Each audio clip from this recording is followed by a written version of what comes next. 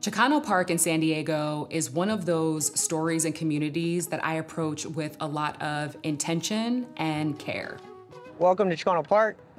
This park was founded on April 22nd, 1970, because the community was sick and tired of being told what their future was for them. Chicano is from neither here nor there, because Chicano is a state of mind. Chicano is understanding that we come from a struggle of 500 plus years. They always try to tell us that, you know what, your history starts after 1492 when Columbus comes with those 3 ships and knocks everybody down. But for us, it's like, no, we know that we have our contributions like the number 0, but we don't have places that teach that. So here at this park, in the Chicano identity where it's rooted in, we make sure that it tells that through the art.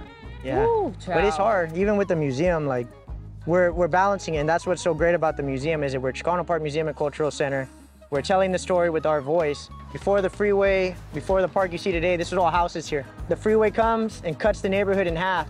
And then in 1969, the bridge comes through and displaces thousands of residents more. When we talk about Chicano, that's our starting point, is the mestizo. And on the left, it would be the indigenous mother. On the right would be the Spanish father. And through colonization is the center, the Chicano. So it's what we're birthed out of. For me, like the mestizo is the starting point, and Chicano for me is my declaration of indigeneity. Yeah. What's the deal with gentrification out here? It's been an ongoing issue, but the community has been getting priced out of their homes. We've had someone that tried to come and open a modern fruteria, you know, and I didn't know what that was, but essentially it's a $20 plate of watermelon. So I was like, you know what, we have that in the neighborhood. We have fruterias, we have that. Ooh, it's ridiculous. That's a slap in the face. But what's beautiful about the park centers us in that resilience and that revolutionary spirit. So adjacent to the park is the newly opened Chicano Park Museum and Cultural Center. It celebrates local artists and Chicano Indigenous culture. It also gives local historical context to the founding of the park through the Tommy Camarillo archival collection. What was this supposed to be? A highway patrol station. Okay. When the community took it over, it became the offices for the Chicano Park Steering Committee, as well as the Chicano Federation. Steering committee members, Josie Talamantes and Jose Gomez, they led negotiations with the city to be able to bring Cesar Chavez continuing education into this facility. Our objective is to tell the story of our community of Chicanos throughout Aztlán and throughout the Southwest, and our indigenous history also through our voice.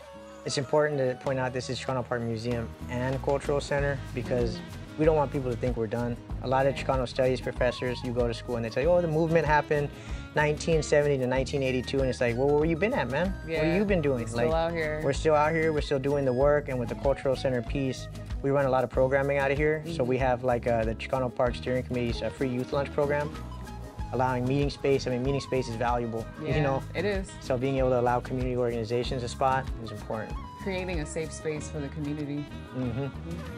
And the Chicano people have fought tooth and nail to keep access to their land, even historically being the first to break ground in what is now known as Chicano Park.